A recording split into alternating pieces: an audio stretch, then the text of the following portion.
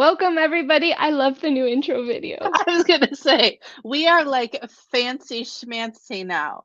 We're like our own little TV show.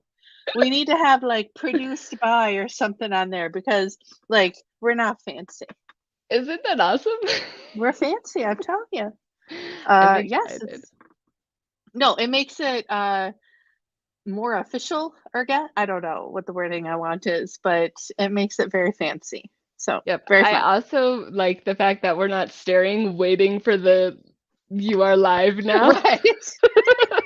Right. Like, am I live yet? No. Are we there? We're just No. like, oh, after this video, we're live. Yeah. It's great. Um, no, And that's why we're and friends. just so everybody watching, all three of you, she didn't tell me until like 30 seconds ago. She's like, "Oh, by the way, there's gonna be an intro thing," and I'm like, "Okay, sounds good." No, we're very cool. It's very cool. So, um, anyways, so I also realized that we spent our like pre-op time talking Not about things talking that about had the topics. nothing to do with what we are going to present today. And so that is wonderful. So I don't have a topic du jour right away. So let's start talking a little bit about what happened in accountability first this week. How does that sound? Did anything happen that you want to talk about? That sounds great. I think this week in accountability, one of the fun things is we kind of so we're coming to almost a year of group accountability. And we've been using the same slides every month, which at the very beginning, when we were getting used to things and we were, everybody came in together, Mm-hmm. they were great. And for the first Sure. for the first year, they've been phenomenal. The same slides, there are always different answers, but now we're I getting to the point to where we're acing it. Um, and so, Everybody has their answers ahead of time and we're not really thinking about it. Right. right, Yeah. because now it's so ingrained of, hey, is my calendar where it needs to be? Hey, what are my focuses? Hey, what are we doing? We get to kind of play with it and go to the next level. And Sure. so I'm super excited. And I asked three main focuses in a different way, what was your feedback on that? Did you like that or? Yeah, actually I thought it was great. I felt like I will be better prepared for next week a little bit. Um but thinking about it as a way to kind of stretch your goals is a good thing to do. So I think like you said, we've been doing this for kind of a while now, and I think switching it up and making you think a little bit like what more can you do, but still take care of yourself, because that was a topic we talked a little bit about today. Stretch goals don't mean work an extra 10 hours a week. Stretch goals mean come up with something that you wouldn't normally think was a goal, something that just pushes you a little bit further in growth or education, or even in your personal life. One of the people on our call is um, her goal is to walk 3 miles a day, and she's hit a couple that were 10. That's stretch Mhm. goals. You're not going to be like, I'm walking 10 miles a day, because that's not a feasible goal. You may not be able to do that daily, but a stretch goal, that's an amazing stretch goal.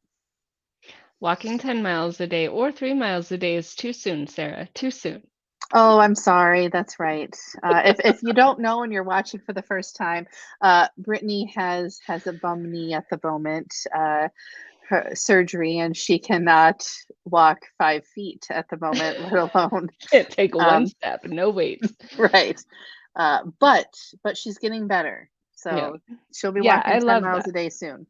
Yeah, and I do love that idea that you get to kind of play with it a little bit more. Hmm. And to your, I love the every time I mention, so I always use spa day because it really jolts people into if you could really just take a break. And everybody comes back with rebuttals. Oh no, what if I just read on the couch? What if I just did this? What if I just did that? What if I just what if I just walked away from the computer? No. What if you could just go away for the day and have that space? if that was in your schedule once a month or whatever, where you could just turn it all off because you were and we had this conversation, not everybody can always get caught up, but because you're in a place where you felt secure. Yeah. I think that we always run under I have to be ahead or I have to be and we continue to add to our plate and never getting through to the bottom of that plate.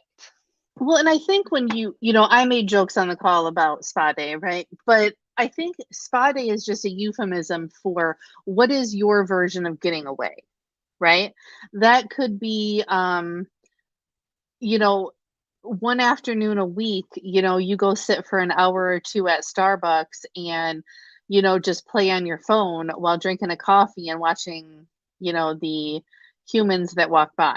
That could be the release that you need if you do that a couple times a week, right? Critical Role is a Um, 4-hour show. okay, we are not watching live D&D. I mean, you can, no judgment of people that do, but maybe that is your way of getting away. And I love it. I absolutely love it. Mine is a good book. I can literally start a book when it's daylight and I forget to turn the lights on because I'm just reading for hours and it's already turning dark. So, um, but it's whatever you consider that getaway time, right? So yeah. Yep, and I think Um, that's a great way to go into resilience. 100%. And I think I'm going to talk a little bit about that getting away time, but a little bit now about what we did talk about on our prep time for this. And the terminology is not the right terminology, but I'm going to say it once and then we can come up with better words. But first world problems, right? People joke about we have first world problems, and that is true, right? There are things that people in the U.S., the U.K., Canada, whatever, we complain about things that parts of the country would love to be able to, or parts of the world would love to be able to complain about, right? But one of the things that I don't want people to do is diminish the things they're going through just because it might be less than, more than, differently than somebody else's thing that they're going through. Um, your stress is your personal stress. And no one, I mean, maybe a therapist can tell you quit stressing about that and get over it. But for the most part, no one can tell you that your stress is not worth your time, that your stress is something you shouldn't worry about. You need to take the time and figure out why you're stressed about that. Right. And I know that this topic came up with your knee. So we don't have to guess why you're stressed about it. That's kind of, we get it, right? Like I can't walk. It's an appendage I can't use at the moment. That sucks. But a lot of people are like, you know, I I can't take my kids to the movies this weekend because I don't have the money, right? And that's very stressful because your friends are taking their kids to the movie and your kids want to go yada yada yada, but you don't have the money to do that. That might be a first world problem, right? Because there's some countries who don't have movie theaters readily available within a driving distance. But it's still your stress because there's the things behind it, right? It's not about the movie. You're not worried about the movie. Your kids are going to see the movie when it comes out on Netflix, whatever. It's a fact that you have to say no to your kids because of financial constraints. And it's hard to explain to kids about that. And that's just one example, right? Um, I just want my perspective on this is don't let someone else diminish what you're going through. And even if you think it's a first world problem, it's still your concern and your stressor. And you need to figure out the best way of getting away, doing the things to take care of yourself to make sure that those stresses don't take care of your life or don't take over your life. Yeah. Does that kind of make sense? I have a saying, and it's a very controversial one depending on the circle that you use it in. But I came up with it when I ran my women's group.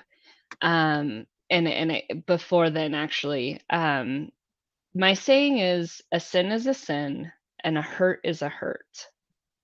And the basis of that is that you if somebody who's never been injured in their life got a paper cut, Yep. that would be dramatic for weeks Yeah. because it's the first pain that they have ever felt. Sure. And they have nothing else to compare that to. And so, and a sin is a sin. That one's always one that nobody likes because, well, I murdered somebody, but I also, I kicked something or whatever. The thing is that if you continue to judge based off of I'm holier than thou or I'm less than thou, then you're never going to be able to be on a level with anybody. Right. And we talked about this previously where we're in rooms and spaces with people when we network who elevate us, because they have, they're wise, they have knowledge, they have experience, they have all of these things. And that's where you want to be. You want to be with the people who have those things so that you can then get them yourselves. But when you're looking at, and it depends on, but when you're Sure. looking at like, well, when we're in accountability, we're talking my business has no clients. And if you have a business that has a lot of clients and there's stuff in their nose at no clients, then these people down here can't grow. But if you say, hey, here's an idea of how you can do that, This because is what everybody I did. started there, right? Right. Everybody started with no clients. Everybody Um, started with no clients. right. And that's kind of, it leads to gatekeeping of knowledge, right? But it's, back to your, sin is a sin, a hurt is a hurt. It's that same concept that a stress is a stress, right? And you can't tell somebody that their stress or their hurt is more or less different than yours. And I love the idea of the paper cut. Um, and I'll be honest with you, like I can't 100% um empathize with, no, I can empathize, I can't sympathize with you because I've never broke anything ever. And now next week I'm going to break something because I said that out loud on a video. Um, but you get my point. Like I can feel for you, I can empathize, I can give all the love in the world, but I can't know what you're feeling. But the same thing is that there's things I'm going through that there's a lot of people that are like, yeah, I can't understand what it's like to have a 22-year-old autistic person living in your house that you have to handle every day, right? Yeah. Like there are, and that's just one example. Like I don't care, she's wonderful. Like it is what it is now. You know what I mean? But I've had people that have like, I don't know how you do that. I don't know either. I mean, you want to come videotape me? Maybe we'll start a class, right? Like, uh, right? I don't know, but it's my stress is different, but it's still a stress. Yeah. If you would have asked me the same thing 4 years ago, I was pulling my hair out with this child, right? Like literally. Now I've got it down pat, right? By the time your knee heals, you're going to be like, I could live without an appendage. I did it for 6 weeks. Yeah, I did You it know for what I 3 mean? months. I don't 3 need it. months, whatever. Yeah. Like, And you'd that's be like, and "This that's is the it." thing. Like, It really is. It's, we look at strong, and we say that you're strong because you have an autistic child who will most likely live with you most of their life, mhm, until they have skills or if they can gain the skills. And really, training and teaching, and we, I knew this amazing woman who had two children who had they had growth issues and they were not deemed to live very long. And she was an amazing mother to them. She took care of them. She did everything she could, and her community did not support her. oh, And it's so community didn't support her, but she supported herself and she took care of what she needed to. And I just looked at her like she was the strongest woman on the planet. And when you look at everybody, I grew up with deaf mute grandparents. mm, That's a whole different upbringing for my parents. And so you look at it and you see like there's lives that we'll never even know. and there's Yeah, stresses that we'll never know. And what we get to walk, um, our stories and our decisions can't be judged because nobody knew what they don't know the tools we were given. They don't yeah, know how we're able to manage. And so I think that that's huge, being able to just meet people where they are, support and uplift them as they are, and remember to do it as they ask. Because exactly. if you go over somebody's boundaries on that, that's on you. That's not on them for getting mad or for getting upset. That's on you. Wow, I feel like we could tear apart sections of this conversation, and really go further in depth on things. But maybe those are different sessions because we really could go into more of a hurt is a hurt, but I also like the concept of um and I feel like we're just going into real or fake Bible verses here, but what is it? Judge ye lest ye be judged or whatever. Right. I don't even know if that's really in the Bible or did we just make that up. You I make mean, things throw a sound like they're from stone, the Bible. right? Glass houses throw stones, throw Sure. a Yeah. stone. Um, so I think we could delve into this a little bit further in other things because we are coming up on 17 minutes, Yep. and I know we like to keep this around that 15-minute mark. So Thank you, everybody, for joining us. Sarah, thank you for your resilience. Don't ask what I was going to say. Thank you for your resilience and just being with us. I love this conversation. This one got a little bit more in depth than what we normally do, but I love it's it. all good though. Everybody, if you are looking for any connection at all or any support, reach out to Sarah and I. It's on that side. Reach out to Sarah and I, do your fun things, click those QR codes, watch our previous YouTube videos, and we will see you all next week.